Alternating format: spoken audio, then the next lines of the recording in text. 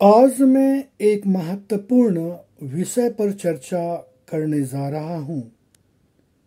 जीवन क्या है? जैसा कि जीवन के बारे में बताया जाता है, जीवन एक अमूल्य उपहार है और यह हमें उपहार के रूप में प्राप्त होता है और इसे इस तरह से रखना चाहिए कि जीवन में कभी कोई परेशानी न हो, लेकिन फिर भी हम इस तरह का कार्य करते हैं जो स्वयं दुख का कारण बन जाते हैं।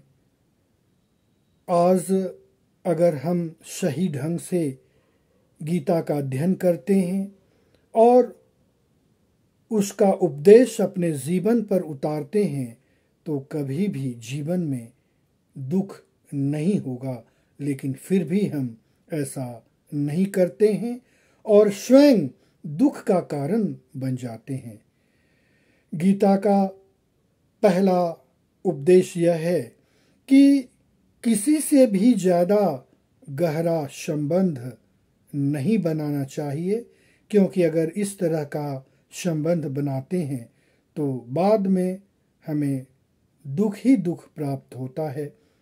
जैसा कि कहा जाता है, राजा दरबार में एक गवैया हुआ करता था और इतना अच्छा गाता था कि राजा स्वयं उससे प्रभावित होते थे और उस गवैया का नाम इतना आगे बढ़ा। और एक दिन ऐसा आया कि उस दरबार में एक नर्तकी भी हुआ करती थी और धीरे धीरे वो गवैया उस नर्तकी से इतना प्रभावित हो गया कि वो गवैया उससे प्यार करने लगा और इतना प्यार करने लगा कि वो राजा की बात को भी नज़रअंदाज करने लगा। एक दिन ऐसा हुआ कि राजा के दरबार में कुछ मेहमान आए और तब वो उस दिन राजा ने काफ़ी खुशी व्यक्त किए और उस गवैया को गाने के लिए कहा। गवैया ने कहा कि मैं अब इस कार्य को छोड़ दिया हूँ और जब तक वो नर्तकी मुझे नहीं कहेगी तब तक मैं गाना नहीं गाऊंगा। तब नर्तकी ने काफ़ी रिक्वेस्ट की, तब वो गवैया उस दिन मेहमान के लिए गाना गाया। इस बात को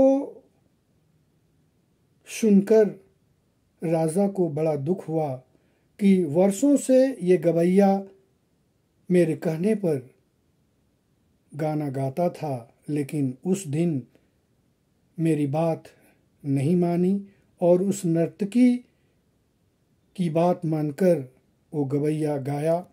तो राजा ने यह सोचा कि इसे राज्य से बाहर कर दूं और यही राजा की सोच हुई। जब इस बात को गवैया को मालूम हुआ तो गवैया ने नर्तकी से कहा कि चलो इस राज्य को छोड़कर कहीं दूसरे राज्य में हम लोग चलते हैं। नर्तकी का कहना था कि मैं क्यों जाऊं। तब उस गवैया को एहसास हुआ कि किसी से गहरा संबंध कभी नहीं रखना चाहिए। दूसरा उपदेश यह है कि अपने जीवन में इस तरह का सोच होना चाहिए। कोई भी व्यक्ति या स्त्री अगर कुछ अपने बारे में विचार करता है और वो कहता है कि मैंने तो दूसरे के लिए बहुत कार्य किया, बहुत समय देता हूँ, तो ये उन लोगों की भूल है, क्योंकि कोई भी किसी के लिए नहीं सोचता है। इसलिए आप हमेशा ध्यान में रखें कि अगर आप किसी के लिए कुछ करते हैं तो कीजिए, लेकिन ये नहीं सोचकर कीजिए कि वो हमें भी मदद करेगा। अगर आप ऐसा करते हैं तो ये आपकी भूल है। आज का युग में देखा जाता है कि जो भी माता पिता होते हैं अपने बच्चे के लिए बहुत कुछ करते हैं और उनके लिए इतना परेशानी का सामना उठाते हैं, लेकिन बाद में पता चलता है कि वो बच्चा कभी भी उनकी बातों को ध्यान में नहीं रखता है और जो गार्जियन हैं वो करते हैं और ये दुखी हो जाते हैं। लेकिन आप अपना कर्तव्य कीजिए, लेकिन इस बात को ध्यान में रख कर ना कीजिए कि वो हमें भी मेरी बात को मानेगा और हमारे लिए कोई कार्य करेगा। इसलिए जो भी हो आप करते रहिए, लेकिन ये सोचकर कभी ना करें कि मुझे भी एक दिन वो रिटर्न देगा। इस तरह से देखा जाए तो गीता का ज्ञान हमें बहुत कुछ सिखाता है और जीवन में आगे बढ़ने का प्रेरणा देता है। जीवन को अगर आप सही ढंग से चला सकते हैं तो गीता का ज्ञान आप अपने जीवन पर उतारें।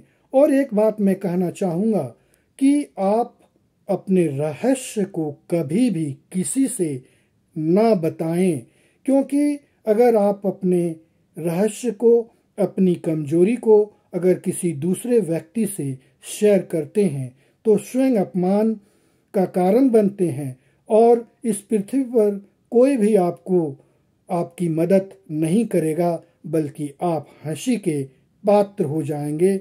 इसलिए जीवन में संघर्ष करें और अपने जीवन को आगे बढ़ाएं, लेकिन आप अपने रहस्य को, आप अपनी कमजोरी को कभी भी नहीं किसी को शेयर करें, क्योंकि आपने देखा होगा कि ये प्रकृति का नियम है। जितना भी आप अपने कमियों को बताएंगे आप स्वयं दुख का कारण बनेंगे।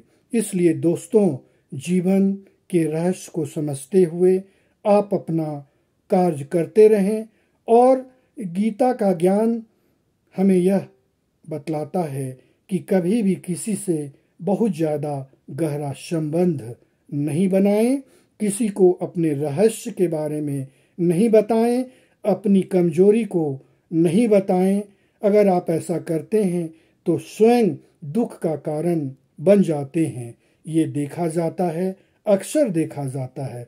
इसलिए आज मैं YouTube के माध्यम से कहना चाहूँगा कि अगर आपके पास थोड़ा सा भी समय है तो गीता का अध्ययन करें और जीवन को सुख में व्यतीत करने की दिशा में अग्रसर रखें। यही जीवन का रहस्य है। जीवन की समस्या को दूर किया जा सकता है, लेकिन आज ऐसा देखा जा रहा है कि लोग इतने व्यस्त हैं कि व्यस्त होते हुए इस कार्य को नहीं कर पाते हैं, समय नहीं दे पाते हैं, जो आपके लिए नुकसानदायक हो सकता है। अंत में मैं कहना चाहूँगा कि आप गीता का अध्ययन करें, जिससे आपको हमेशा खुशहाली की ओर अग्रसर हो सकते हैं। धन्यवाद।